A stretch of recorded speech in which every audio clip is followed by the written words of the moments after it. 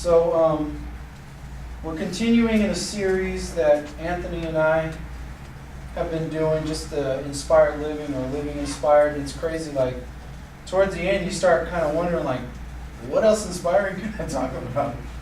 So for me, I just kind of started messing around with it some more, and I thought, who can I bring in? And before I spoke about Paul and when he was transformed and God changed his personality or his identity, and I thought he'd be a great topic. And then I started reading some more, and I started thinking of Isaiah, and I thought Isaiah would be a good guy. So I started doing some research or some study or whatever, and I really wanted to focus tonight on being sent, and basically I'm alluding to, if you want to turn in your Bible, it's going to be Isaiah chapter 6. And if not, I have the words on mine, so I'll just read you the scripture. But it's Isaiah 6. And this is pretty much when Isaiah's been called.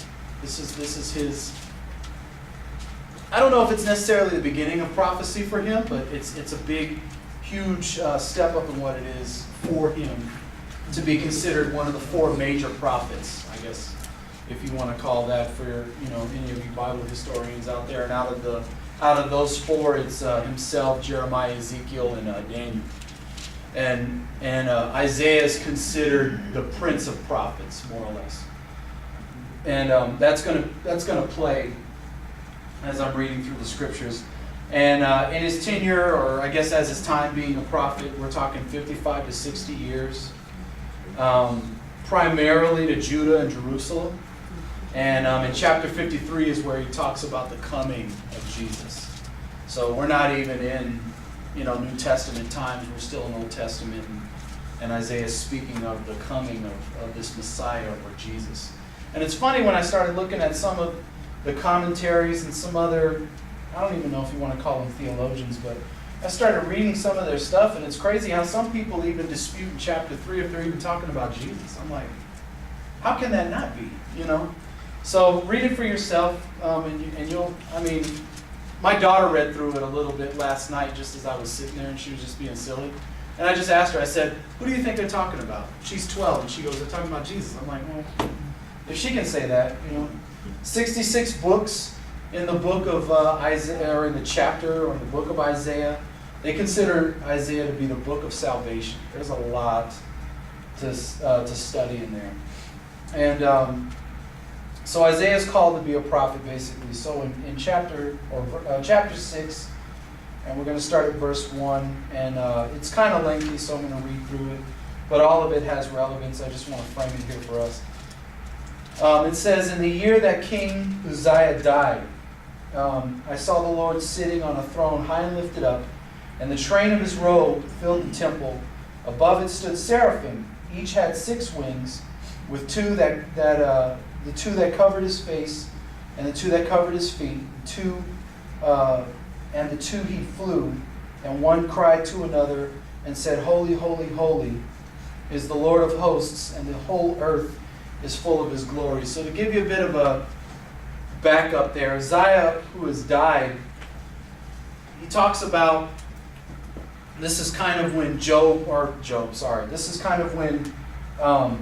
this is when Isaiah gets his revelation. This is a vision from God that he gets directly.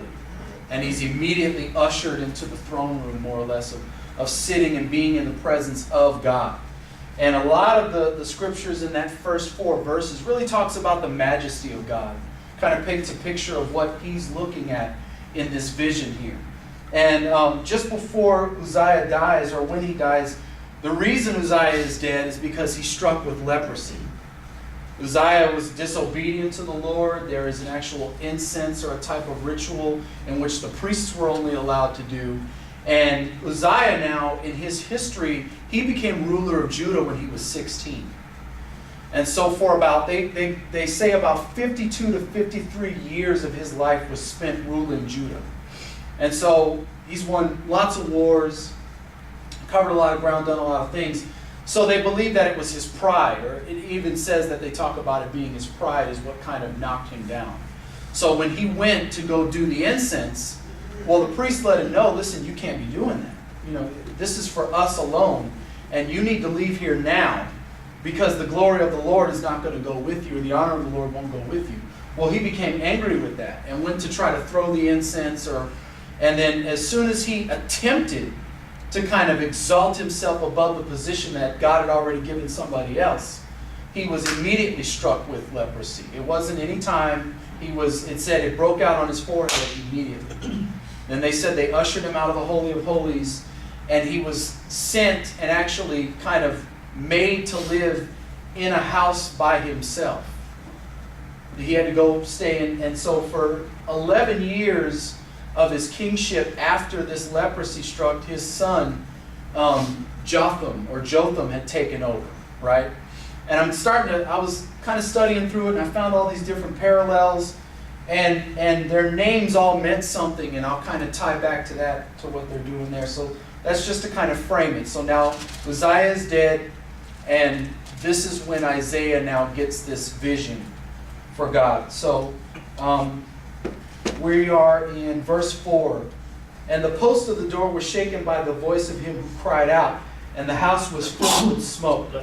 And so I said, woe is me, for I am undone, because I am a man of unclean lips, and I dwell in the midst of a people of unclean lips, for my eyes have seen the King, the Lord of hosts.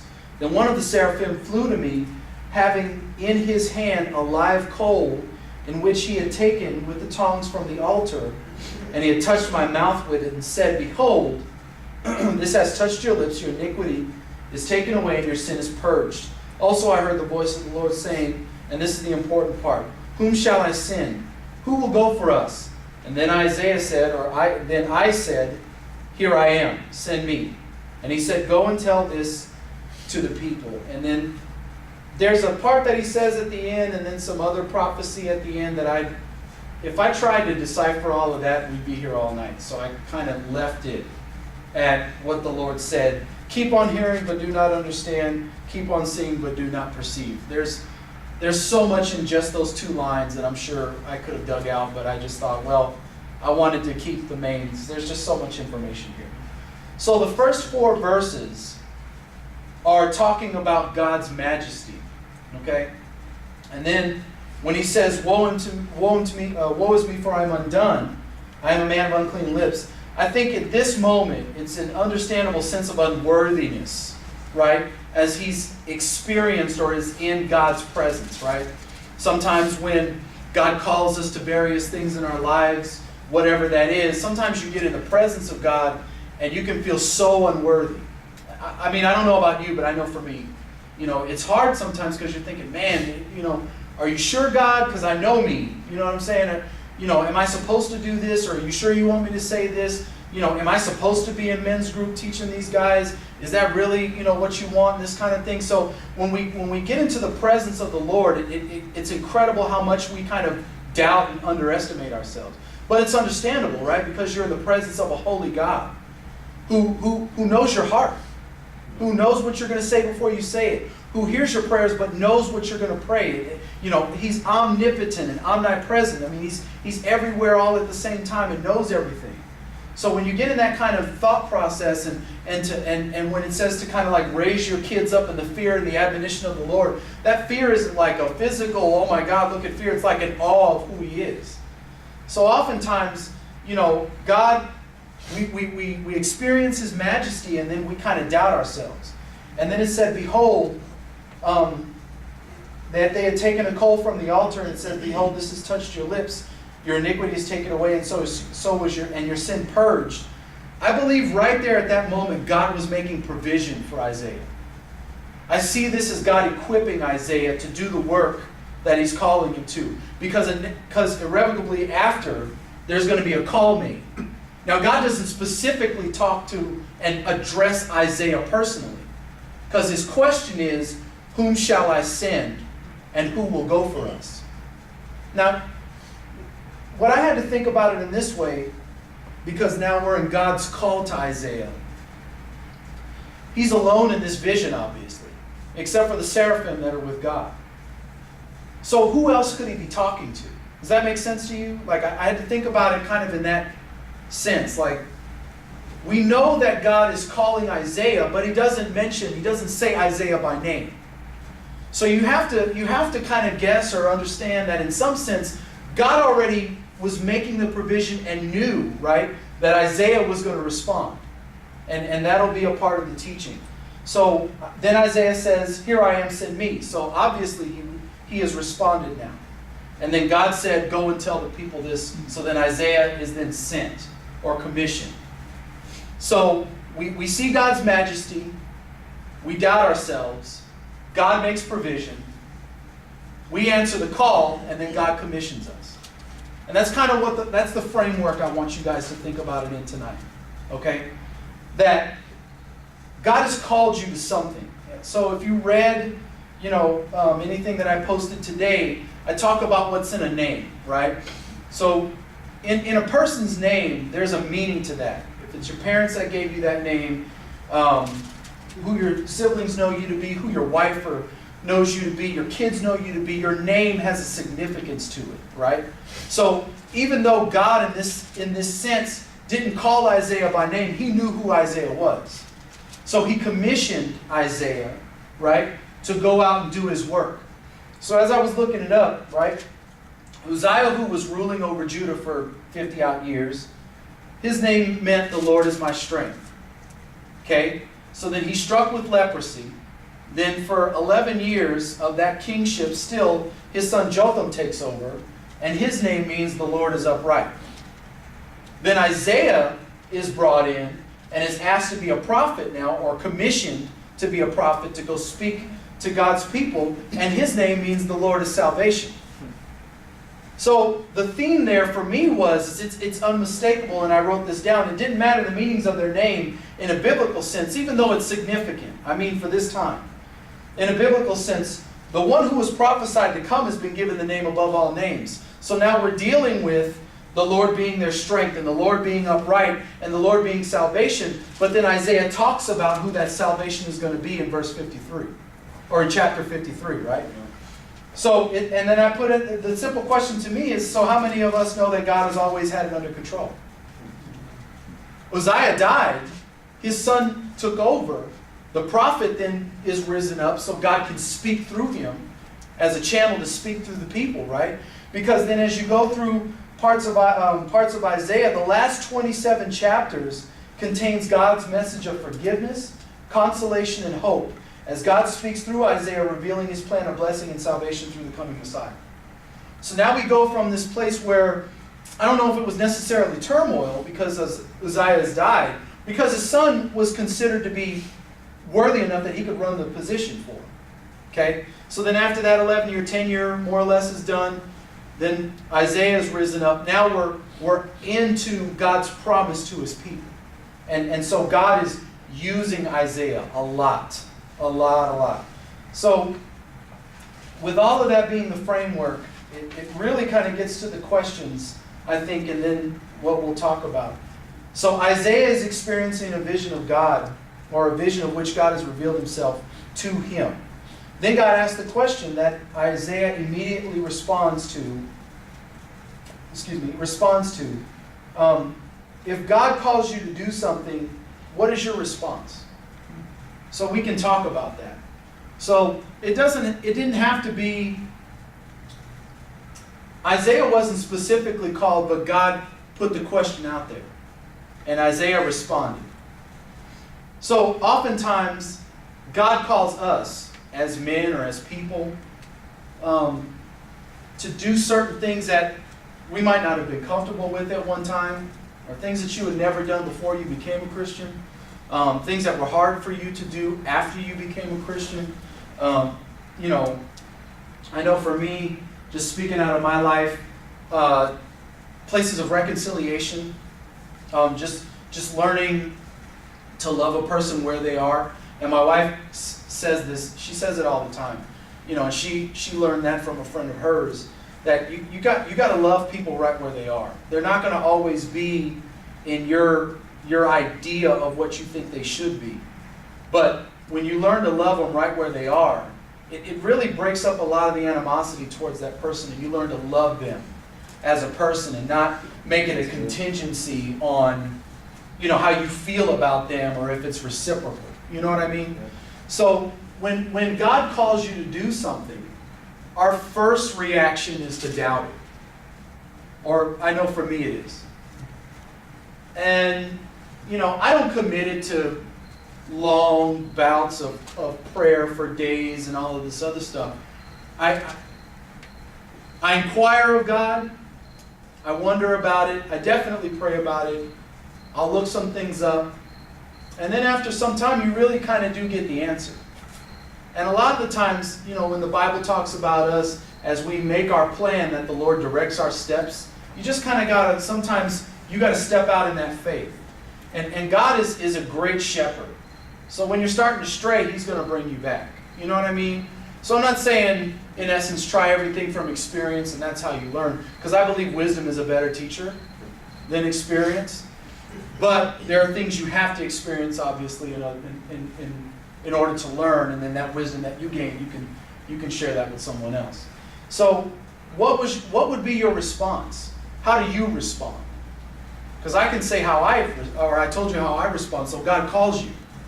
Yes, we're in God's presence, and He is holy, and He's omniscient, and He's majesty, and He's beautiful, and He's all these other things you can call Him. When He calls, what's your response? How do you respond? So the second question, God called out, understanding that whom He had called wasn't as ready and equipped for the work prepared for them or Him. When He calls you, do you believe that you are ready for the task? So Isaiah didn't doubt for a second. His response was immediate. Here am I. He said, send me. So when God made the call, think about it like this, and you've heard it often in your Christian walk. God will never give you more, right, than you can stand or bear. He'll never put you in a place where the circumstance is so overwhelming that it's going to consume you. Sure, He's going to put you in places and make you depend on Him, which is what we should be doing anyway. But it's never going to be so consuming that it will destroy you. And so when God puts you in that place where you're being called to something almost greater than what you think your potential is, or greater than what you feel like you're even able to handle, God doesn't put you in that position if He doesn't believe that you can handle it. And so I believe that in this time, with Him calling to Isaiah, obviously, because Isaiah's the one making the response, I don't believe God didn't think that Isaiah wasn't ready for it. I think with that, well, He knew. Because the prophecies of Isaiah, as you read them, are great in the beginning, and they're accurate. But then after a while, they become a burden to people. And some people don't even like them because of how blunt and how kind of right on they're going to be, and they're not always the most pleasant prophecies. And as these people are learning more about themselves or their nation and all this other stuff, Isaiah becomes a little more, increasingly more unpopular. Because now he has decided to carry the mantle that God has given to him. And in that place of difficulty, he still went for it. He still became the conduit. He still decided that he needed to carry out what he said he would give God. God didn't put him in a position that He didn't think that Isaiah wasn't ready for. So now think about that for you or me. He's not going to place you in your family and say you're not ready for that. He's not going to place you in your school or at your job or in the midst. I mean, listening to Jerry tonight, that would be overwhelming to a lot of people. And there's some you can share those things with and others you can't. Because there's some people who are equipped to handle what you got to tell them and others who can't handle it. And oftentimes it's a sign of maturity. Do they go and gossip about it? Are they talking about you behind your back? Are they judging you because of what they've told you now? Or are you judging them because of what they told you now? What's your response in that? So when I hear Jerry tell me about what's going on, first there's obviously a trust thing there that he has for me. But I can handle what he's got to tell me. And he was brutally honest with me about how he felt, even about being here tonight. And I'm okay with that. Does that make sense? So when God has equipped you now, because we can go back to when Isaiah's lips were purged, or his sin was purged because the coal had touched his lips, God's not going to put you in a place that you're not ready for. And he knows that at that moment, right, we're being equipped for the work, right, of the kingdom. So he knows that at this moment, at this time, wherever and whatever that is to you at this moment, you're ready for it. You know, battling addiction, a dispute with a neighbor, it could be any of those things. To what can seem like the most menial of things, to the most largest task you can think of. God knows that at this moment, whatever that is for you, you're ready for this thing. And so a personal thing for me is as much as I harp on it, it is my relationship with my son Chris.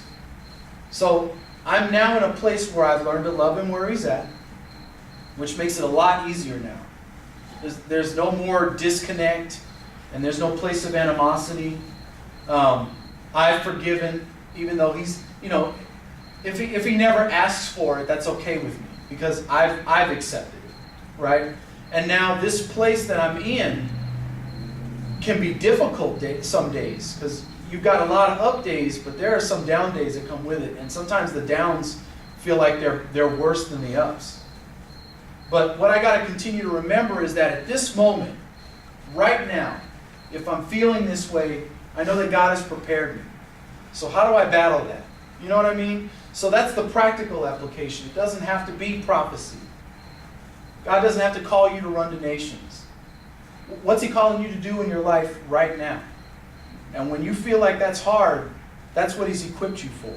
Because it's not going to be in your strength anyway. It's all we do all of this stuff because it goes back to him and it gives him glory anyway. It's so that no man can boast. And the only thing that we're allowed to even boast in is the Lord, it says. So when he's doing that impossible thing through your life, well, man, Jesus did it. I mean, that's a song that Bizzle did. Jesus did it. I just tell him Jesus did it. And the third point that I put down, would or could you follow through with the call of God, even if you know, or even if you knew it would become something that could be difficult or become more difficult? If God's called you to sexual purity, say before marriage, can you follow through with that?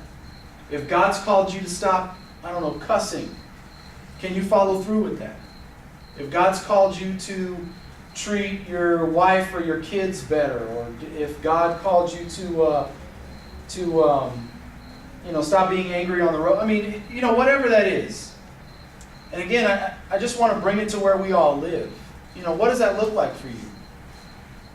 And now that you've been commissioned, right, because God's made the call, we've responded, you've been equipped, and now the follow-through has to happen.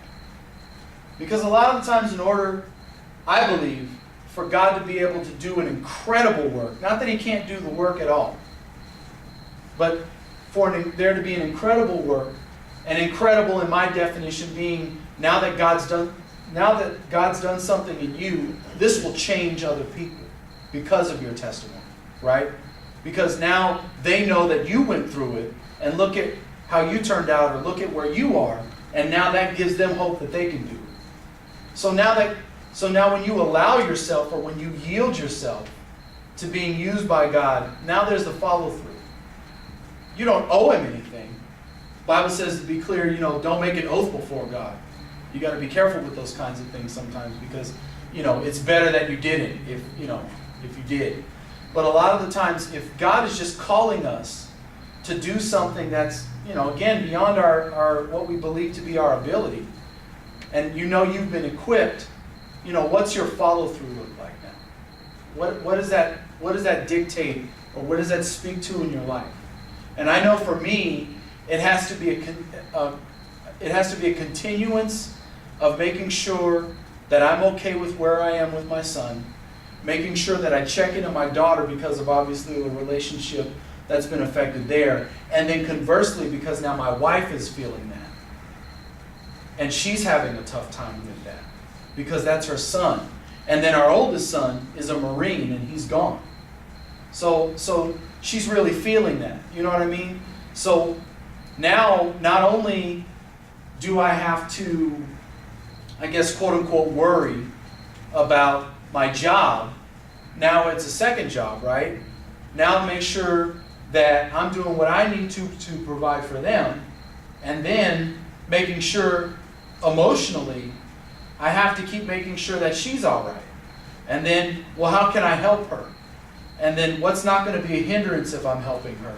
You know, and then continue to pray for her, and then go to work, and then make sure that the bills, you know what I mean? Like all of these things that as men, it's kind of, you know, you wonder if it's fair or not. God created you as the stronger vessel for a reason. You're made to be that. And there's going to be a lot of things that are going to be out of your realm or your sphere of control, and it's going to seem impossible, but that's great, because that's where God operates the most. God doesn't understand the word impossible in his vocabulary. There's nothing that he can't do. So even for me, as being a husband and a father, and, you know, learning how to lead my household, and learning how to love my son, and then missing my other one that's gone, being a good daddy to my daughter, you know, being a good, you know, son to my mom, making sure my sisters know I'm there for them, and then friends that I know at church and outside of church, and then just trying to be, you know, helping and all this other stuff. I know that at this moment, I'm equipped. Now, when you're not equipped, it'll start to overwhelm you, and that's when you'll know. That's when you stretched yourself out in too many things. And service is no longer service. Now it's just obligation. That's how you know you've kind of exhausted that grace, so to speak, to work or operate in that thing. And a lot of the times, that's a good, healthy warning sign. That's all right, let's pull back, regroup, let's get back into what God needs me to do. You know, you kind of get back underneath his submission, and then God, what? You are strengthened. You know, they that wait upon the Lord renew their strength, and then you're sent again, I believe. And for ministry, a lot of the times, and I mean as a ministry partner, I mean here at the church, there was a lot of the times where after so long it was just like, man, you weren't serving just to serve anymore. Now it became an obligation. You know, you felt terrible when you couldn't be there, but not because you enjoyed serving. It was like, man, I don't want to unman my post. And you don't, because you made a commitment. But when it becomes this burden, that's kind of when you know you should probably maybe reconsider and do something else. And this doesn't have to be true for just church. This could be in anything. You know, there has to become a time where, you know, you got to be able to pull yourself together, but in the Lord. And Jerry did that tonight. And that's a great and prime example.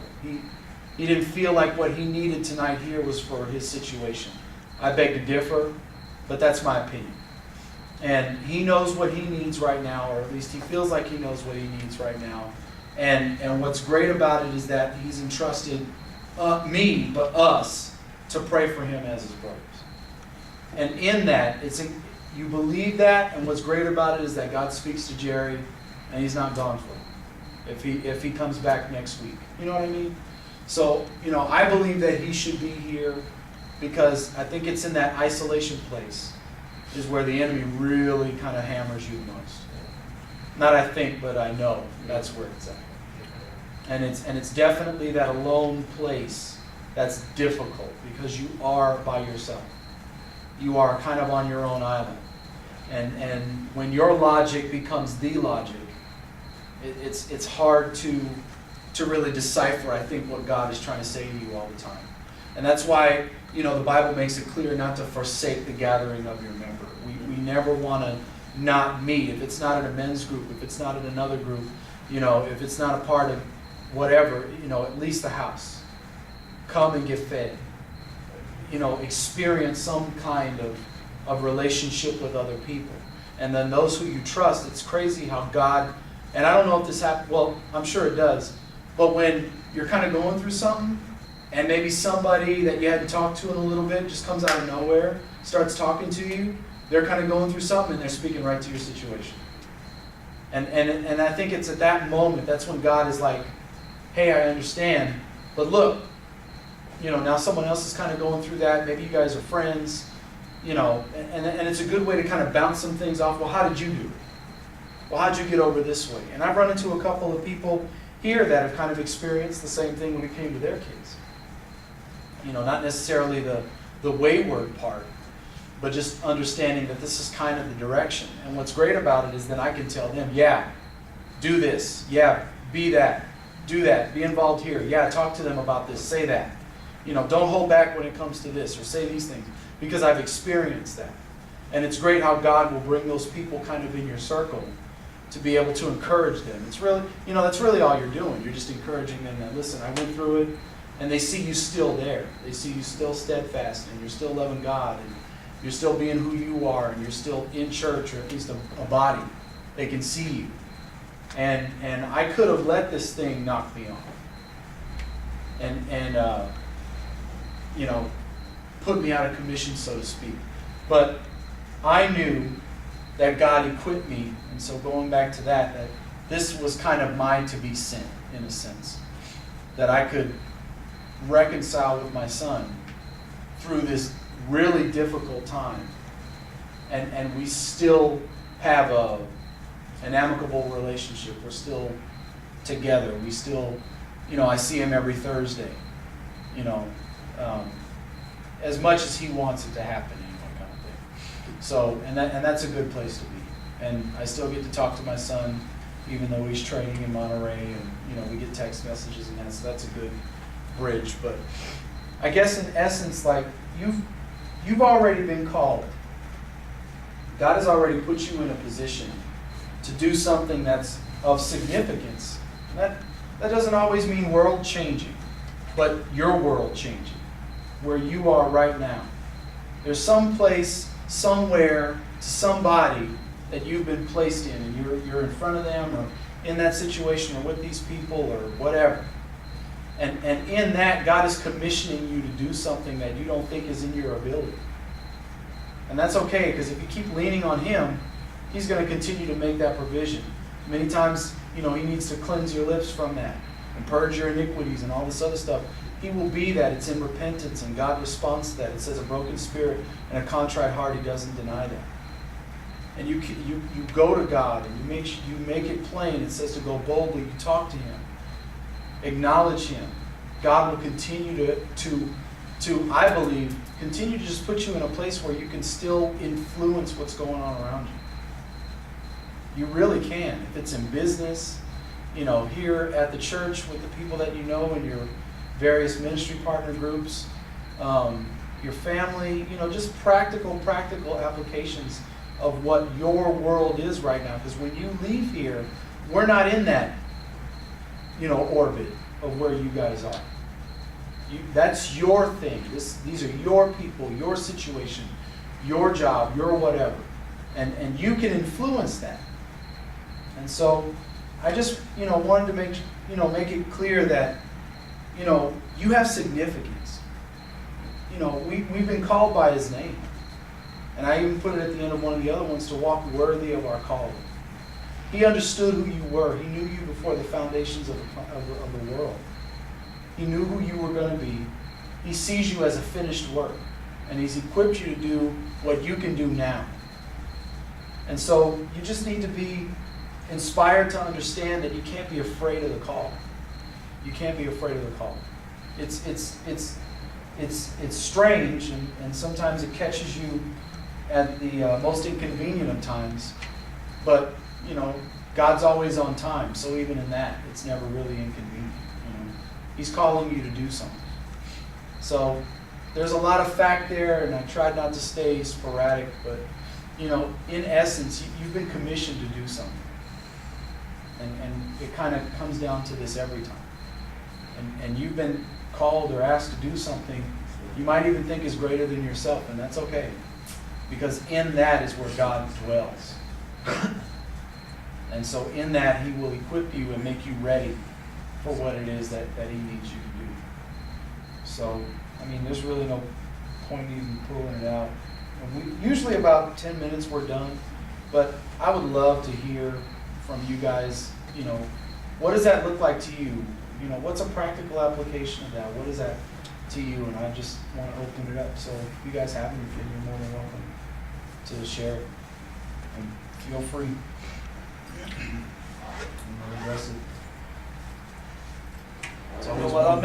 I'm at work, I was I'm at work a lot with these guys, these kids and stuff. There was